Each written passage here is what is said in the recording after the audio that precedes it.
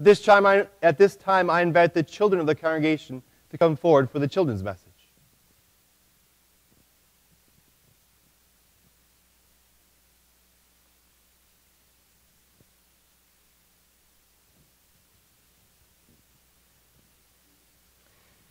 Good morning to all of you. It's good to see you here. I have kind of a strange question that maybe no one has ever asked you. If you look at the children sitting next to each of you right now, which of you do you think is the greatest? Lukey, you think? Okay. Anybody else? Which of you do you think is the greatest? You think you're the greatest? Cody, okay. That's good. Anyone else want to offer a suggestion? No? Why do you think you are the greatest, Cody?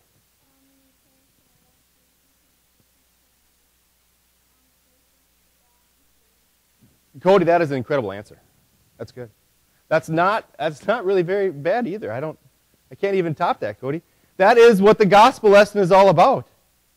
Two of the disciples, if you can believe this, the disciples, these are people who would lead the church one day, were arguing, we're the greatest. That's what they said. I know, crazy. But they did. Sometimes adults do that. I don't really hear children saying, I'm the greatest so much. Because that's not what you guys do. Your faith is simple. That's maybe why Jesus holds you up as an example of what faith should be as a Christian. Because it's so simple. You just trust Jesus.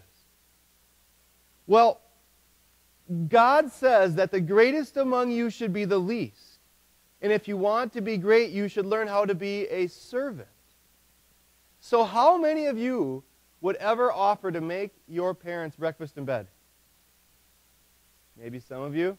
How many of you would actually want that to happen, parents? It could be dangerous, I know. But the idea, maybe not breakfast in bed, that's kind of advanced. What if you offered to pick up your own room? Could you do that? Yeah? How many of you could offer to pick up your brother or sister's room? Well, I know, that's harder. Shaking heads, maybe. That might be what God's getting at. Now, I'm not saying you have to go home and do that today, but look for opportunities to help even when you're not asked, even when other people aren't helping. I know, that's pretty hard.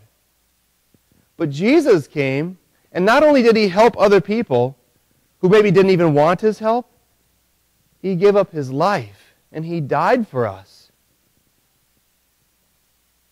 What we can do to say thank you is to serve all the other people around us, and maybe for you, that can start in your family. You can do it in school too, but I'd say just work on your house right now and see how you can serve the other members in your home and your parents.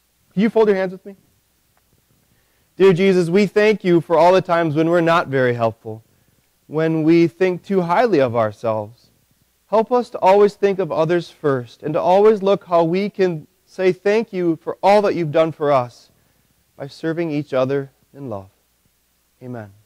You're excused to go to your Sunday school class walking slowly.